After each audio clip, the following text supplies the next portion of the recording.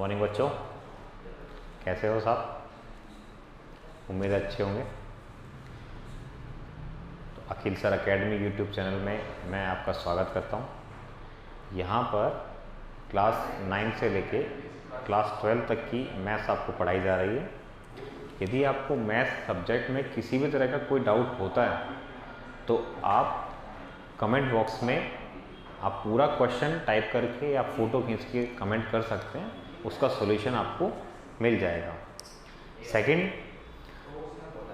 आप अपने कॉन्सेप्ट को पूरी तरह से क्लियर रखिए, ट्रिक्स भी बनाइए, लेकिन ट्रिक्स के साथ साथ कॉन्सेप्ट पे ध्यान दीजिए, क्योंकि ट्रिक्स जो बनती है वो सारी कॉन्सेप्ट से बनती है। यदि आपकी कॉन्सेप्ट क्लियर हैं तो आप उससे ट्रिक बना सकते हो, लेकिन यदि आप केवल ट्रिक पे ध्यान दोगे तो आप केवल ट्रिक से आप क्वेश्चन नहीं कर सकते, क्योंकि जैसे ही आपका क्वेश्चन चेंज हुआ वैसे ही ट्रिक चेंज हो जाती है, लेकिन कॉन्सेप्ट नहीं बदलता। कॉन्सेप्ट यदि फिक्स है तो फिर वो कॉन्सेप्ट फिक्स रहता है। तो चलिए आज एक नया चैप्टर चालू करते हैं।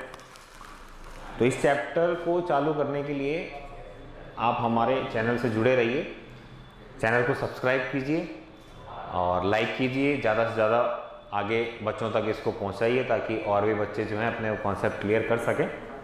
तो आज जो हम नया चैप्टर चालू करने वाले हैं वो है क्लास 9th में पॉलिनोमियल, बहुपद।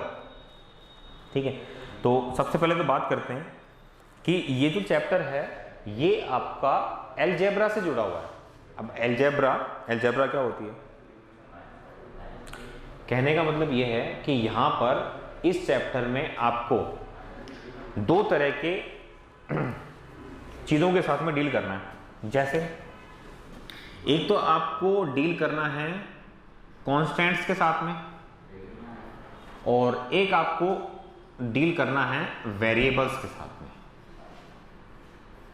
कॉन्स्टेंट्स का मतलब आपको नंबर्स मिलेंगे, तो ये नंबर आपके कांस्टेंट होता है। यदि मैं आप बच्चों में से किसी को ये बोलूं कि ये कितना लिखा हुआ है, तो आपका जो इंग्लिश मीडियम का बच्चा होगा वो बोलेगा 6 लिखा हुआ है, हिंदी मीडियम का बच्चा होगा वो बोलेगा 6 लिखा हुआ है।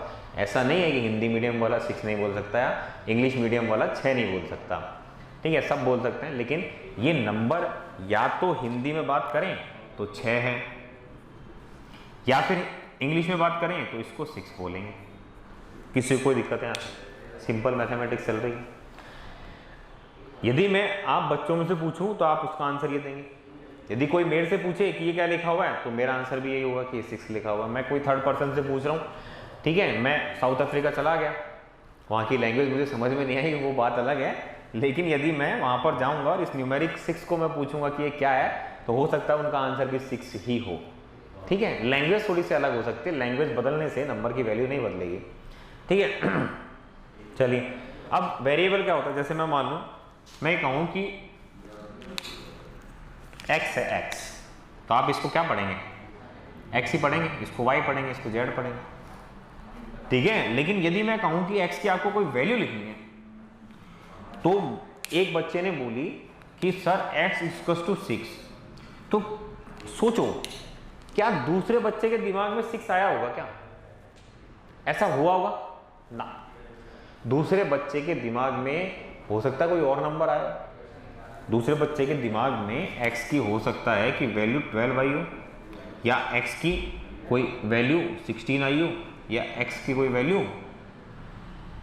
19 आई हो। उसी तरह से z बोला किसी ने, तो किसी ने बोला 6, किसी ने बोला 9, किसी ने बोला 12, किसी ने बोला 15, किसी ने बोला 20, किसी ने बोला 1000, 10,000। x की वैल्यू चेंज हो रही है। हाँ, हिंदी में और लिख देते हैं इनको। हिंदी में इसको लिखते हैं चर और इसको लिखते हैं अचर। चर मतलब जो बदले नहीं, अचर जो बदलता रहे। ठीक है बच्चों, चले अब आपको इस चैप्टर में इन दो नंबर्स के साथ में डील करना है, कांस्टेंट और वेरिएबल्स। चर और अचर के साथ में आपको डील करना है।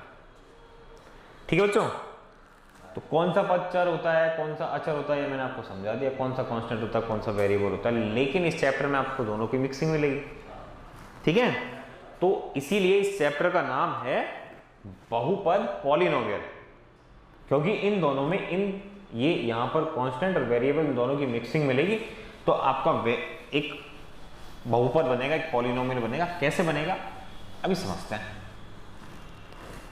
जैसे मान लीजिए आपके पास में, जैसे मैंने लिख दिया 2, एक मैंने लिख दिया 2x, एक मैंने लिख दिया 2x + 3, एक मैंने लिख दिया 4x² माइनस 2x + 3। ये मैंने 4 नंबर लिखे। अब मैं यदि आपसे पूछूं कि इनमें से आपको कांस्टेंट दिख रहे हैं, आप बोलेंगे जी दिख रहे हैं। मैं बोलूँ कि वेरिएबल्स दिख रहे हैं, मुझे दिख रहे हैं। चर और अचर दोनों दिख रहे हैं। तो ये तो हो गया कांस्टेंट, ये 2 तो 2 ही रहेगा। ये यहाँ पर कांस्टेंट और वेरिएबल का मिक्सचर है। ये यहाँ पर अगेन कांस्टेंट प्लस वेरिएबल का मिक्सचर है, एक कांस्टेंट अलग से आ रहा है, और यहाँ पर भी कुछ ऐसा ही हो रहा है। ठीक है बच्चों, तो ये जो है ना, ये आपके पास में बना, ये एक पॉलिनोमियल है। कोई आपसे पूछे कि 2 एक पॉलिनोमियल है कि नहीं है, जी बिल्कुल है। ठीक, अब मैं बताऊंगा 2 एक पॉलिनोमियल कैसे हुआ। 2x है, जी बिल्कुल है। 2x + 3 है, बिल्कुल है। 2x + 4x² माइनस 2x + 3 है, जी बिल्कुल है। ये चारों ही आपके पॉलिनोमियल्स, ठीक है। अब बात करें यहां पर, ये जो पॉलिनोमियल लिखे ना, ये टर्म्स होती है। ये जो मैंने लिखा है ना, ये अलग अलग टर्म्स हैं। इसमें कितनी टर्म है? ओनली 1। इसमें कितनी है? 1। इसमें कितनी टर्म्स है? 1 2। इसमें कितनी टर्म्स है? 1 2 3 टर्म्स हो गई। तो ये होती है टर्म्स, ठीक है। अब पॉलिनोमियल होने के लिए जो सबसे बड़ी और सबसे इंपॉर्टेंट जो कंडीशन आती है वो ये आती है कि यहां पर जो आपका वेरिएबल होगा, वेरिएबल की एक पावर लगी होगी। मान लो किसी नंबर पे x लिखा हुआ है तो इसकी पावर 1 है ना। हाँ, यदि अब ये देखो 2 के साथ में कुछ भी लगा हुआ नहीं है, तो 2 के साथ में मैं x⁻0 लगा सकता हूं। हाँ, 2 के साथ में मैं x⁻−1 नहीं लगा सकता। क्यों नहीं लगा सकता? क्योंकि 2 और x⁻−1 का मतलब होता है 1/x। तो 2/x बन जाएगा, मतलब मेरा जो नंबर जो 2 था ना, वो कन्वर्ट हो गया 2/x में। लेकिन यहां पर क्या हुआ, यहां पर x⁻0 होती है ना, इसकी वैल्यू होती है 1। x⁻0 = 1। तो आपका यहां पे 2 जो है वो 1 से ही तो मल्टीप्लाई हो रहा है, आंसर तो आपका 2 ही आ रहा है। तो यहां 2 है और यहां पे भी 2 है, तो आंसर बदला क्या आपका? नहीं बदला ना, ठीक है। तो मैं 2 को आप 2 × x⁻0 लिख सकता हूं। अब यहां पे क्या आ रहा है? यहां पे वेरिएबल है x, इसकी पावर आ रही है। पावर क्या आ रही है? कुछ भी नहीं है। इसका मतलब है इसकी पावर कितनी आ रही है? 1। यहां पे भी x की कोई पावर नहीं है, यहां पे 1। यहां पर x⁻0 कितना है? 2। यहां पर कितना है? 1। यहां पर कुछ भी नहीं है, यानी कि x⁻0 है। 0 1 2। ठीक बच्चों, तो कहने का मतलब है कि वेरिएबल होगा आपके पास में कोई भी x y z a b c p q r, हाँ, ए से लेके जेड तक अल्फाबेट इंग्लिश पढ़ेंगे, ए से जेड तक। तो वेरिएबल होगा, वेरिएबल की कोई पावर होगी। ये पावर जो है ना, ये एक नंबर होगा, और ये नंबर आपका एक होल नंबर होना चाहिए। होल नंबर का मतलब होता है पूर्ण संख्या। पूर्ण संख्या होनी चाहिए, होल नंबर। ठीक है बच्चों, ये आपका होगा होल नंबर होना चाहिए। ये जो पावर है ये आपका एक नंबर मिलेगा, और नंबर आपका एक होल नंबर होगा, यानी कि पूर्ण संख्या होगा। जैसे यहां पर कुछ नहीं आ रहा। अच्छा, होल नंबर के लिए आपको पता है होल नंबर जो होते हैं वो आपके 0 से स्टार्ट होते हैं और 1 से चलते रहते हैं इनफाइनाइट टाइम, जहां तक आप काउंट कर सकते हो। लेकिन इसमें नेगेटिव नंबर्स नहीं आते, only positive including 0। Only positive numbers including 0 whole number. यदि मैं 0 को हटा दूं तो ये कौन से बन जाएंगे? नंबर, नेचुरल नंबर बन जाएंगे। ठीक है, चलें प्राकृतिक संख्या। तो मैंने बोला वेरिएबल जो है उसकी पावर मिलेगी, पावर नहीं होती है तो x raise to the power 0 कर सकते हो, एक नंबर मिलेगा, नंबर आपका होल होना चाहिए, होल मतलब पूर्ण संख्या होनी चाहिए, जिसका मतलब है 0 से स्टार्ट होना चाहिए, कहीं तक भी जाना चाहिए। अब अपने एग्जाम्पल में देखते हैं, देखिए यहां कुछ भी नहीं है, तो इसका मतलब है मैं यहां पर लिख सकता हूं x raise to the power 0, ठीक है बच्चों, यहां x raise to the power 1 1 2 1 0 मिला लो, होल नंबर मिला लो, 0 0 आ रहा, 1 1 आ रहा, 1 आ रहा, 2 आ रहा, सब में आ रहा है ना। तो इसका मतलब है सारे आपके क्या हैं, पॉलिनोमियल्स, ठीक है बच्चों।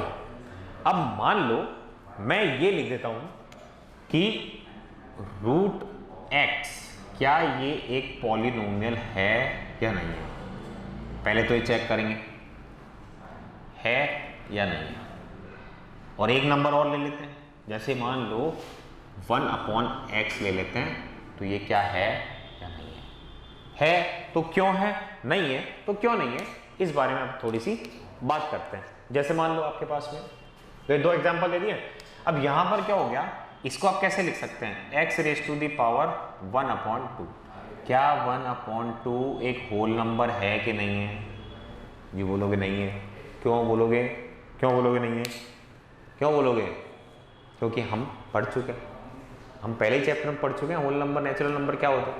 तो ये आपका होल नंबर नहीं है, तो कौन सा नंबर है, रेशनल नंबर p/q की फॉर्म, वो नहीं होना चाहिए, क्या होना चाहिए, होल नंबर होना चाहिए, होल नंबर नहीं है तो ये भी एक पॉलिनोमियल नहीं है, ठीक है बच्चों। ये क्या है 1/x, बोले गुरुजी ये क्या करा रहे हो आप, तो 1/x और इसकी भी पावर 1, ठीक है बच्चों।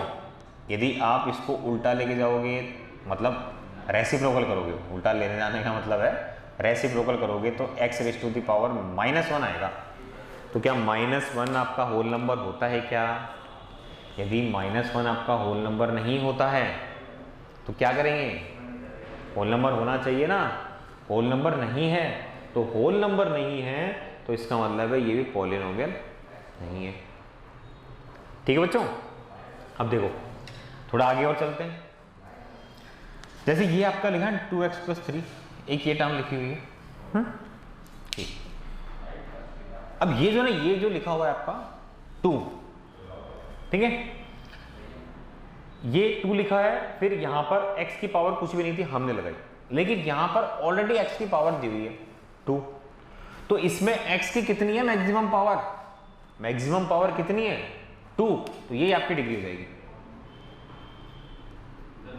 कोई आपसे पूछे कि इस पॉलिनोमियल की डिग्री कितनी है, तो पॉलिनोमियल में जो आपका वेरिएबल है उसकी मैक्सिमम वैल्यू वो डिग्री हो जाती है, तो इसकी डिग्री 2 हो गई। इसकी बात करें तो इसकी डिग्री 1 हो गई। तो यहां पर आपको x और 2 दो पद दिख रहे हैं, दो अलग अलग नंबर दिख रहे हैं, एक वेरिएबल है एक कांस्टेंट है, तो इसको बोलेंगे, इस चीज को बोलेंगे कोएफिशिएंट, और हिंदी में बोलेंगे पूर्णांक। यदि मैं आपसे पूछूं कि इसमें 4x² का कोएफिशिएंट क्या है,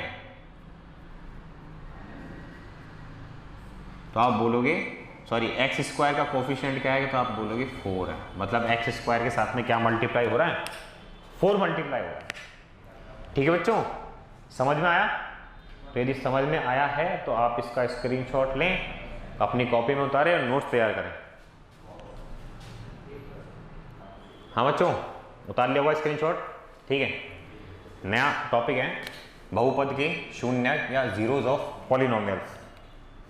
देखो करना क्या है, आपको एक पॉलिनोमियल इक्वेशन मिलेगी, उस पॉलिनोमियल इक्वेशन में आपके पास में एक तो कांस्टेंट होगा और एक ही अभी आपके लेवल पे क्या होगा, एक ही वेरिएबल होगा, ठीक है बच्चों। आपको एक इक्वेशन मिलेगी, उस इक्वेशन में x और एक कांस्टेंट मिलेगा। जैसे मान लो आपके पास में कोई इक्वेशन ये मिलती है 5x raise to the power 3, नहीं दूसरी लिखते हैं, जैसे आपको इक्वेशन मिलेगी 3y³ - 4y plus root of 11, ऐसे कोई आपकी इक्वेशन मिल जाती है, मान लो एग्जाम्पल ले लिया। तो यहाँ आपको जीरोज निकालने हैं, जीरोज का मतलब बहुपद के शून्य निकालने हैं। कहने का मतलब क्या है कि कौन सी ऐसी वैल्यू है जिस पर, मतलब y की, y यहाँ पर क्या है, वेरिएबल है ना, वेरिएबल की ऐसी कौन सी वैल्यू निकले कि इसकी वैल्यू कुछ जीरो के आसपास आ जाए। ठीक है, तो कहने का मतलब क्या है, जैसे मान लो आपको एग्जांपल दे दिया कि आपको एक इक्वेशन दे रखी है p ऑफ y। ठीक है, p मतलब पॉलिनोमियल, पॉलिनोमियल इन y, इसका मतलब ये है y के रूप में बहुपद। यदि इसको पूरा लिखना चाहें तो इसको ऐसे लिख सकते हैं, पॉलिनोमियल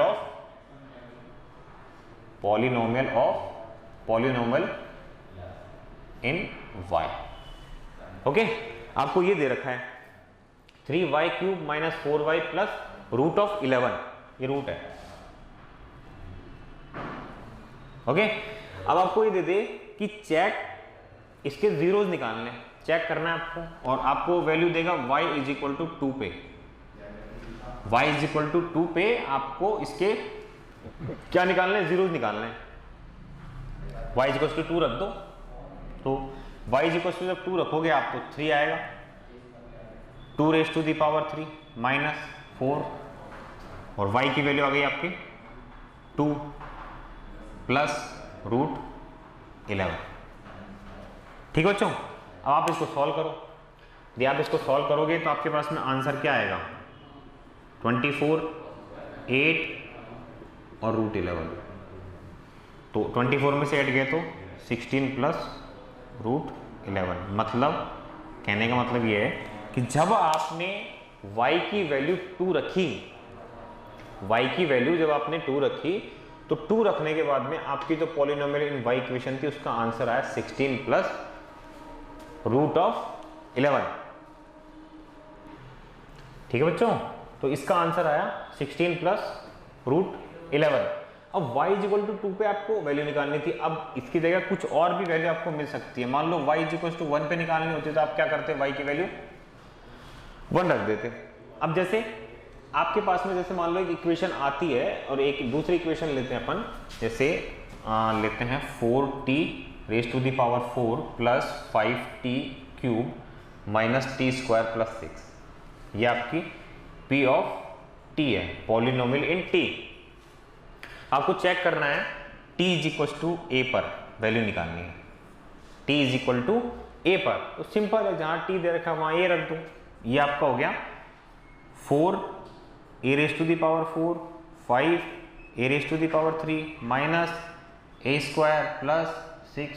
अब a की तो कोई वैल्यू दे नहीं रखी, जैसे मान लो a की वैल्यू आपको 1 दे रखी होती तो आप क्या करते, 4 और 1 raise to the power 4 plus 5 1 raise to the power 3 minus 1 plus 6। तो आप इसको सॉल्व करते हो तो आंसर आता है आपके पास में 9 प्लस 6 15, 15 माइनस 8 40। इसके पास में आपके बाद में ये आंसर आ जाता है कि आपको क्वेश्चन मिलता है कि आपको ये t is equal to a पर निकालनी है और लास्ट में आपको a इज इक्वल टू 1 रखना है और वैल्यू निकालनी है। तो आपके पास 2 स्टेप हो जाती है, पहले आप t इज इक्वल टू 1 रखते, a रखते, और उसके बाद में a इज इक्वल टू 1 रखते। मतलब फाइनली यदि आप एक स्टेप यदि मिस करना चाहते हैं तो आप t इज इक्वल टू 1 भी रख सकते हैं, तो आपका आंसर आ जाएगा। ठीक है बच्चों, अब जैसे सेकेंड क्वेश्चन यदि मैं बोलना चाहूँ कि x प्लस 2 आपके पास में कोई वैल्यू है, p ऑफ x है, पॉलिनोमियल ऑफ x है x प्लस 2। अब इसमें ये लिखना है कि वेदर -2 और 2 आपके पास में 2 वैल्यू दे रखी है, क्या ये इसके ये दोनों वैल्यू में से कौन सी वैल्यू, या तो ये या दोनों इस पॉलिनोमियल में 0 को रिप्लेस करती है कि नहीं करती है। मतलब ये निकालने के बाद में इसका 0 आ रहा है कि नहीं आ रहा है आंसर। तो देखो p ऑफ x निकालना है, यानी p ऑफ -2 निकालना है, तो p ऑफ -2 अब रखेंगे, x की जगह -2 रखा, +2 रखा, आंसर 0 आया। p of +2 is equal to 2 आया, 2 आया, 0 नहीं आया, 4 आया। यानी कि हम कह सकते हैं कि -2 रखने पर आंसर 0 आ रहा था, +2 रखने पर आंसर 0 नहीं आया। मतलब ये अपना आंसर है कि -2 रखने पर इसका जो आंसर है वो 0 आ रहा है। ठीक है, तो ये आपका था कि हम किसी भी आपको कोई किसी भी तरह का कोई पॉलिनोमियल दिया हुआ हो तो आप उसके जीरोस कैसे निकाल सकते हैं। आपको कोई वैल्यू दी होगी, यदि आपको इस तरह की वैल्यू मिलती है y = 2 y = 1, तो आप उसको यहाँ रख देते हैं और यहाँ रखने के बाद में आप उसको चेक कर सकते हैं। ठीक है, चेक क्या कर सकते हैं, आंसर निकाल सकते हैं। यहाँ सेकंड वाले में भी आंसर निकाला, यहाँ पर चेक किया है कि -2 और 2 इन दोनों में से कौन सी वैल्यू है जो इसको 0 पर लेके आ रही है। तो -2 रखा तो 0 आ गई और +2 रखा तो 0 नहीं आई, आपकी 4 आ गई वैल्यू।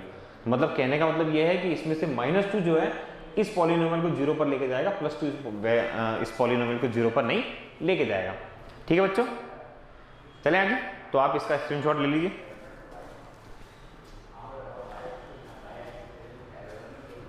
तो उम्मीद है आप लोगों ने इसका स्क्रीनशॉट ले लिया होगा। तो आज के लिए इतना रखते हैं, ठीक है बच्चों। बाकी नेक्स्ट क्लास में अपन करेंगे। यदि आपको किस तरह का कोई डाउट होता है तो आप कमेंट सेक्शन में कमेंट करके डाउट पूछ सकते हैं। बाकी अपने कॉन्सेप्ट क्लियर करते रहिए और इस चैनल को सब्सक्राइब करें, ज़्यादा से ज़्यादा लोगों तक पहुँचाएं, इसको शेयर करते रहें। और यदि आपको वीडियो अच्छी लगती है तो लाइक का बटन दबाना ना भूलें। ठीक है बच्चों, थैंक यू।